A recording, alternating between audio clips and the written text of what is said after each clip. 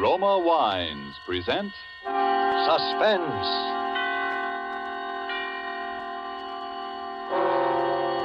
Roma Wines, made in California for enjoyment throughout the world. Salud. Your health, senor. Roma Wines toast the world. The wine for your table is Roma Wine, made in California for enjoyment throughout the world. This is the man in black here to introduce this weekly half hour of Suspense. Tonight from Hollywood, we bring you Mr. Orson Welles. Mr. Welles will appear as star of a suspense play called The Marvelous Barastro, from an extraordinary story by the distinguished American author, Ben Hecht. But before we raise the curtain on this evening's tale of suspense, here is a message from your host, the Roma Wine Company of Fresno, California. Distance lends enchantment, says the old proverb, and it seems borne out in such little episodes as these. Let's pretend we're guests at the smart and handsome Pan American Club, Havana, Cuba. An American visitor is amazed that his Cuban host can picture the marvelous climate and rich, fruitful soil of California without ever having been there. But the Cuban responds, "One sip alone of wonderful Roma wine tells me all that. Only true perfection of climate and soil could produce the perfection of your splendid California wine, Roma wine." Well, that's so. And as Roma wines become available to wine connoisseurs of more and more lands, the chorus of praise grows for the truly superb quality of these good Roma wines. No wonder, then, these wine experts of other lands are so eager to import Roma wines, no matter what the distances from our own California. And no wonder, too, that these taste-delighting Roma wines, with no import duty to pay and without expensive shipping charges added to their cost here, are America's largest-selling wines. With such richly rewarding enjoyment within your reach, why not get acquainted with your favorites among Roma Wine's many different delightful wine types? Remember the name, R-O-M-A, Roma Wines, made in California for enjoyment throughout the world. And now with The Marvelous Barastro, produced and directed by William Spear, and with the performance of Orson Welles, we again hope to keep you in suspense. This is William Spear. 3 weeks ago, I was seated in my office poring over possible future stories with which to hold you in suspense when a stranger appeared, unannounced. I am the Marvelous Barastro. I've come to tell you a story. How did you get in here? Well, I am a magician by trade. I do such things. Perhaps you've heard of me, Barastro. No. I am the greatest magician alive. No, that is not so. I am the second greatest. But soon I will be first. I am leaving tonight for Mexico City. You see me now for the first and last time. You will never see me again. No one will ever see me again. It is the last of Barastro. How's that? I'm going to Mexico City to murder a man. Well... His name is Rico Sansoni. Why are you going to kill him? Because he is the most evil man in the world. I've been waiting 20 years for his name to appear. For as long as he chose to hide, there was no hope. He's too clever, far too clever, even for me. But I knew that his vanity would betray him and that someday I would read again the name Rico Sansoni. I knew he would return to the stage. Is he a magician? The greatest who ever lived, the most profound, the most subtle, and the most evil. He's greater than I. He begins his first performance in 20 years in Mexico next week. I will be there to see it. Well, I would like to hear your story. I can tell you all but the end. That I will be unable to provide now. But you will find it out for yourself. Well, I'd like to hear what you can tell me. I will tell you, Mr. Spear, but on one condition. And that? I must have your oath not to interfere. Oh, really now? You can understand I can scarcely give you that. After all, I... Very well. I will take my chances with you. The story begins 20 years ago.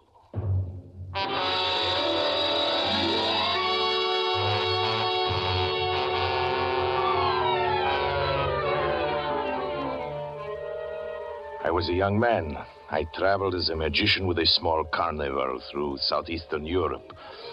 One night we came to a village in Malo, Russia. Our cymbals sounded, our torches flickered in the spring wind, and the villagers gathered around our tents and wagons. I had taken my place in the black box outside my tent. There were holes in the box through which I could watch the crowd while the barker made his announcement. Barastro, the marvel of marvels. Barastro, the magician, who speaks with the dead and reads the secrets of life. At this moment, I saw her for the first time. Her young and gentle face surprised me among so many peasants. I said to myself, what a strange girl, what a beautiful child. I kept watching her. I couldn't keep my eyes away from her. At length, an old peasant led her in, holding her by the hand. I saw at once that she was blind. My granddaughter would like you to tell her future. Can you tell my future? Yes. Will it be a happy one, my future? Hold out your hand, and I will tell you. Here. A dark mist passed over me. I felt a sudden chill as I touched her hand. I listened to the voices which foretell the future. Sorrow, sorrow, they breathed. Pain and sorrow. Fly, run. I studied the girl's face, a fear gripping at my heart. Her large, sightless eyes were calm, resigned. I could not bring myself to tell her what I saw. The spirits promise you happiness. I lied. Your hands will touch beautiful things. Love and delight will await you. Oh, thank you, sir. Thank you. Thank you.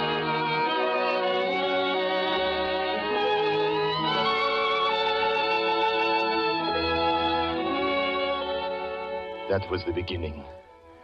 Her face haunted me that night. I could not sleep.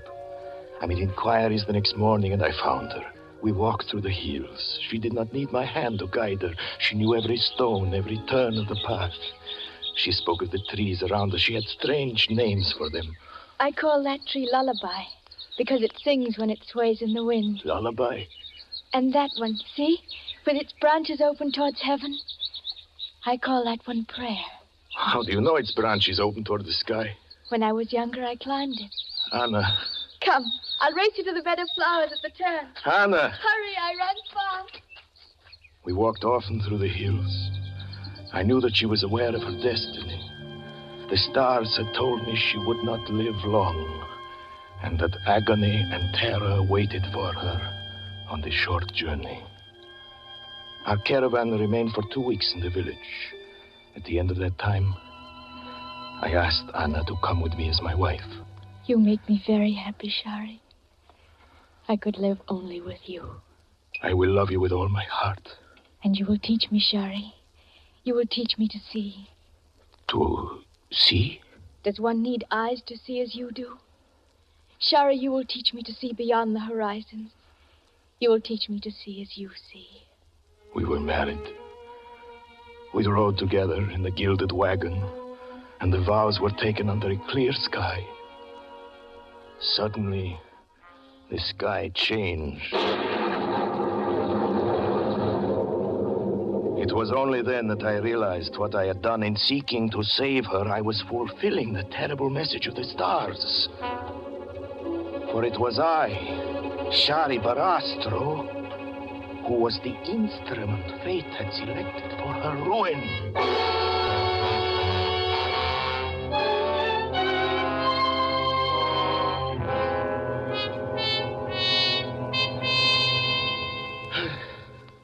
Then it came. One night, as I stood in the black box outside my tent, I knew that I needed no further word from the mists of prophecy. It was there. It had come.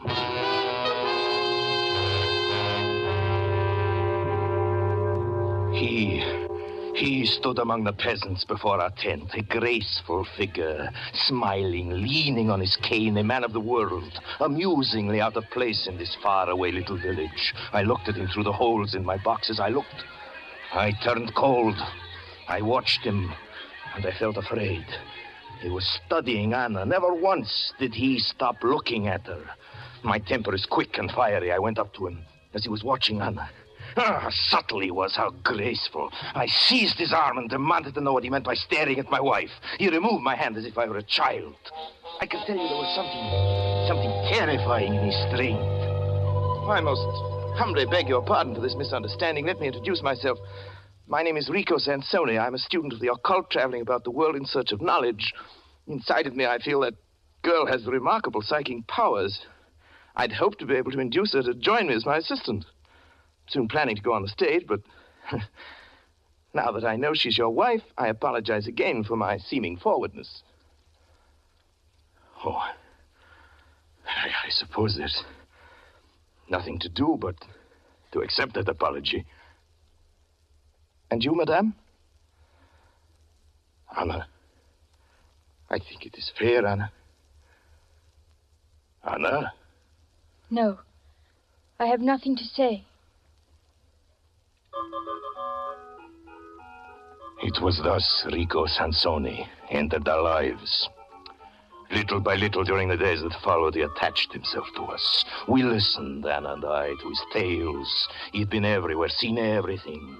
He brought the world into our gilded wagon. In his presence, I always felt elated and flattered. Thus does a man move in the grip of his destiny. Thus do we dig with our own hands the appointed grave for our happiness. For one night, Anna came to me and took my hands and told me something that made my heart grow black. Shari, Rico Sansoni has made love to Anna. me. I've done nothing wrong. I'm afraid of Rico. I tell you this so you will understand my fear.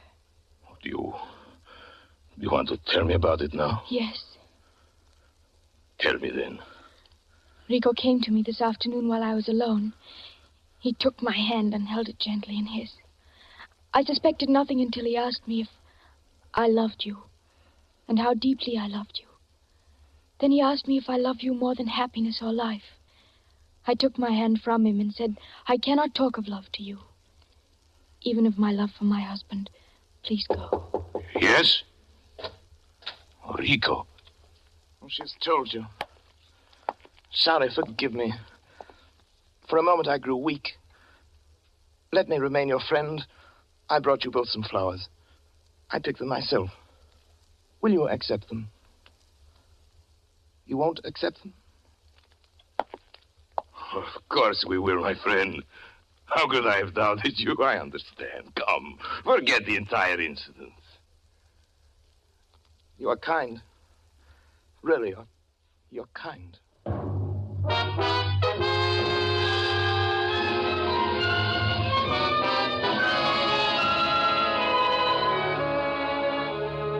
This was the third month of our friendship, and now I began to feel it was my companionship he desired, not Anna's. We spent long hours together. Without Anna, under his care, my mind was expanding, my powers developing. He seemed interested in my every move. And again I was flattered, lured, disarmed. You have a funny way of saying the word, beautiful, my friend. How is it you say it? Beautiful. That's it. Beautiful. Is that right? You're telling me about the Houdini method of respiration. Oh, yes, so I was. Beautiful. Huh? Very good, I think. I like you, Sonny. I like you very much. Amazing, isn't it? Amazing how one can be drawn in by flattery and charm. Then one day I was sitting in my tent. When a curious sense came over me, I felt a pressure on my heart as if a hand were closing around it. It was a warning. I left quickly. I heard the apartment. Anna had remained there. She frequently did in the afternoon. I found myself running toward the door. I paused, waited until I'd recovered my breath, and then forcing a smile to my lips, opened the door. Oh. I saw Rico. Rico, standing with his arms around her, her face raised to his lips. Speechless, powerless, I looked at him. I heard her voice murmuring words of love. Her arms moved around his neck, and she kissed him. Then I heard his voice. Anna, my darling. Shari, my love. Anna, my darling. My beautiful darling. The sound of his voice, a horror seized me. Now I knew why he had spent so many hours with me, why he was so interested. It was my voice. It was Barastro talking.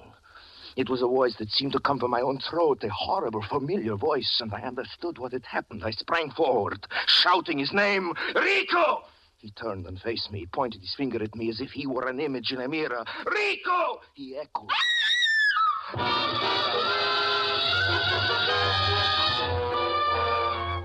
Murder was in my heart. I flew at this monster.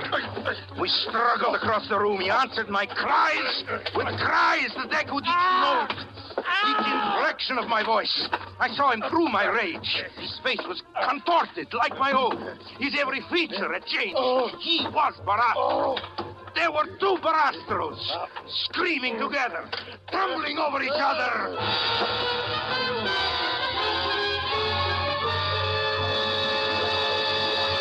He held me in his hands that were like steel. I could not move or cry out. His hand was on my throat. I lay gasping, crazed. And it was Barastro who was holding me.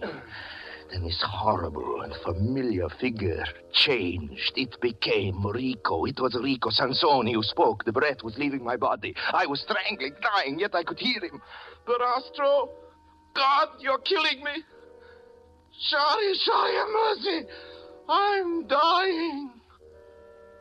His voice was faint. I felt in this moment the agonies of 100 deaths. For as my eyes grew dark, I saw with horror the thing he had in his mind. He was pretending it was I who was killing him.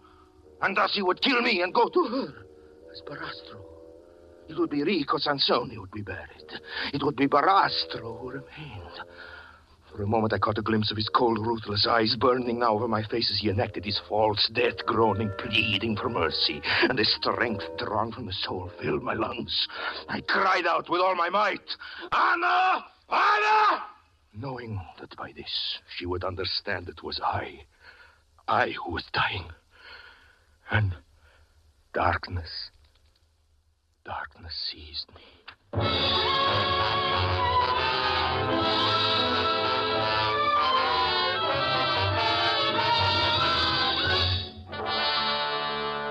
An hour had passed when I opened my eyes. My head was splitting, my throat was stiffened. I raised myself and looked. He was gone. I saw her. She was standing in the corner of the room, crouched against the wall, her hand against her teeth, and staring into the terrible dark around her. Anna! I whispered to her. Anna! It is I, Anna. I, Shari. Anna! Oh, God. Anna, please. Anna, darling, listen to me. Anna, give me your hand. Anna, listen, it is I. It is I, Anna, Shari, your husband, Anna. Listen, Anna, remember, Anna. Remember when we first kissed? When we first kissed, Anna? That time on the hill, Anna, remember? I called you little princess, remember, Anna? And Anna, about your trees, Anna, huh? About lullaby, the names you had for them, lullaby and prayer. Anna, one with its branches pointing toward heaven, the one we climbed. Anna, please. Anna, please. Please, Anna. It is I, Anna. Come here, listen. Listen carefully, Anna. The spirits promise you happiness. Your hands will touch beautiful things. Love and delight await you. Oh, Shari. Oh, my darling. My Anna, my sweet. Oh, Shari, hold me close. Yes, my darling. Oh, he's Shari, hurt you. What he's done. There, my darling. It's all right now. It's all right. It's all right. It's all right.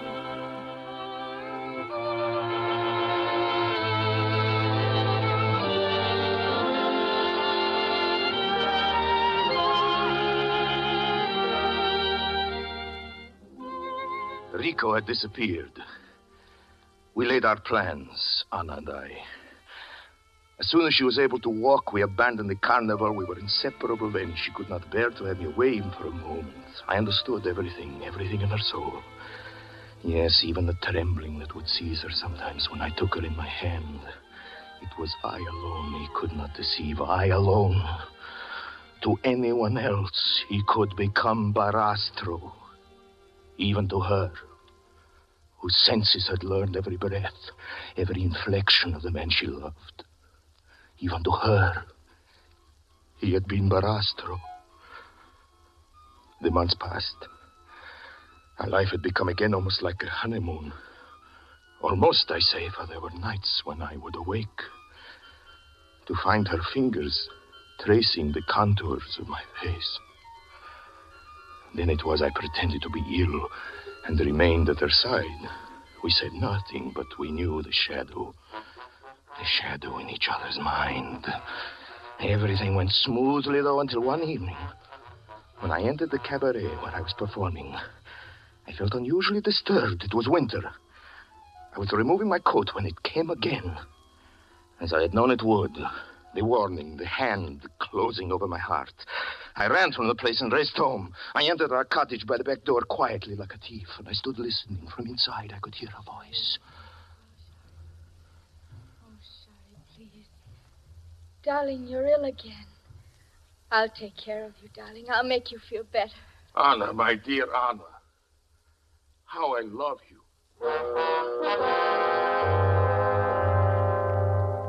He was back. One doesn't reason. One does not reason in the midst of a nightmare. Yet terror can wake the mind to a clairvoyance, an understanding beyond thought. I stood motionless, silent, listening. The light was turned out. I heard her laugh. Laugh like a child in the dark. And this sound killed me. Yes, one is dead forever when happiness is torn from the heart. I wanted to rush into the room. I wanted to shout, Anna, Anna, don't touch him. He's Rico. But instead, I slipped quickly from the house. I walked in the cold streets. My thoughts returned. I had acted out of one clear impulse. Through the terror and agony of those moments when I heard him take her in his arms, there had remained the certainty above everything else. I must save her. And I knew I had acted wisely. Had I rushed into the room, had I made a noise, she would have died. She would have known in that moment, as I knew listening to him, that he had been there before. That he had been there before. That he had crept through our defenses as a shadow creeps, and we had not known. I thought of them together as I walked, and then I thought again that I had only to rush back to speak her name. Yes, and destroy her. Destroy her. I kept on walking. And as I walked, I began to understand him. Yes, I was dealing with a monster. He would manage to leave her, as he must have done so often before, a few moments before I was due to return from the cabaret. And if I sensed something was wrong, he would rely on my love for her to keep the sense a secret. He knew me well. He understood I would allow my heart to be eaten away with grief, and I would not make a sign lest I destroy her whom I love more than myself. It was I who must be careful, not he. Yes, he knew me. He gambled on me. I determined to kill him the first moment I saw him. And I began to think of his superhuman strength, that he might kill me, even as he had first intended, and that he would go on living with her as Barastro. She would never know I was dead. She would continue to love me in his arms, to press her kisses upon my murderer. And this was the thought that continued it. The fullest measure of horror. The thought of that moment when she would see him. And not me. You understand the grief? The grief of that night? Yes, it is fortunate. I cannot remember it all. I returned home. At the time, Rico wanted me to. I wasn't careful about my coming. I trusted him. Do you understand? I trusted him that out of his evil, he would spare her, as I spared her out of love. I entered the bedroom, opened the door and walked in. She was alone. Anna. Anna, dear. Anna! Anna, it's I! It's I! It's not Rico! It's I! It's I! Anna! Anna!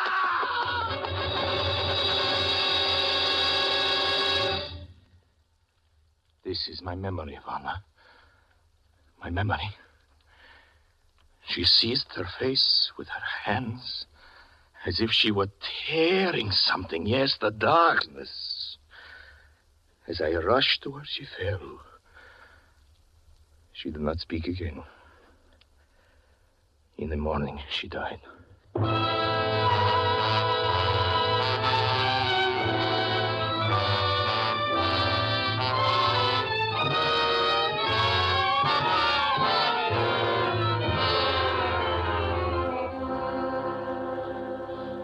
That is the story, as nearly in Barastro's words as I can remember them. When he'd finished, he got up quietly, looked at me a moment, and said, "Thank you for listening to me, Mr. Spear. You understand now my prediction that there will be one less magician alive in the world within a fortnight." Then he turned and left my office. I must admit that the whole thing shook me rather badly. I've spent the whole week wondering if something might happen, something I couldn't predict. This morning, I think perhaps it came, at least while I was reading through the theatrical weekly Variety, and my eye caught a notice, you probably saw it too, of a magician who had been killed in Mexico City. The account said that 2 magicians had been together in an automobile accident.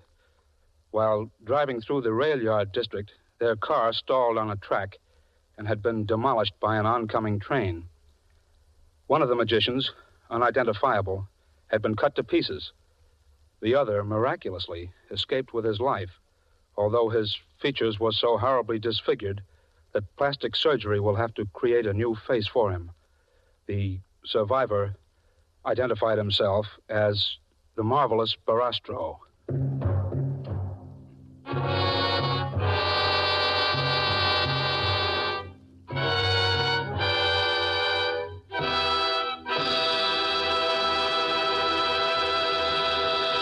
And so closes Ben Hecht's story of The Marvelous Barastro, starring Orson Welles. Tonight's tale of Suspense. Before Mr. Welles returns to our microphone, a message from the sponsor of Suspense. Why is the making of good wine like a proverb? Because both are based on long experience. For you to enjoy the many different taste-delighting Roma California wines, first there had to be long years of painstaking cultivation of some of the world's finest vineyards. Plus, year upon year of development of the art and skill that go into the making of these fine Roma wines. Your first sip of any of the good-tasting Roma wines will confirm the presence of these needed years of preparation. Will tell you why Roma wines are America's largest selling wines. Your taste will thrill to the superb quality and the downright satisfaction when you try, say, the tangy, delicious Roma Sherry, or the rich, hearty Roma Burgundy, or the sweeter, heavier Roma Port. You'll be thrilled, too, when you learn such great enjoyment costs so little, mere pennies a glass. You'll want to add your voice to the international praise of Roma wines now rising in many lands. In these words, Roma wines are truly magnificent. Let me repeat the name, R-O-M-A, Roma wines, made in California for enjoyment throughout the world. This is Orson Welles. It was a great pleasure, ladies and gentlemen, as it always is, to appear as a purveyor of suspense. And next week, Mr. Spear would like me to tell you that Mr. Ed Gardner, better known to you as Archie, the elite proprietor at Duffy's Tavern, will make his debut as a dramatic actor. Mr. Spear has also asked me to mention that Orson Welles played the part of both magicians on the program tonight. Universal Pictures would like me to mention that Orson Welles plays a magician in a new picture of theirs called Follow the Boys. Or is it Orson Welles? Next Thursday, same time, you will hear Ed Gardner, radio's famous Archie, in Suspense. Presented by Roma Wines, made in California for enjoyment throughout the world. This is CBS, the Columbia Broadcasting System.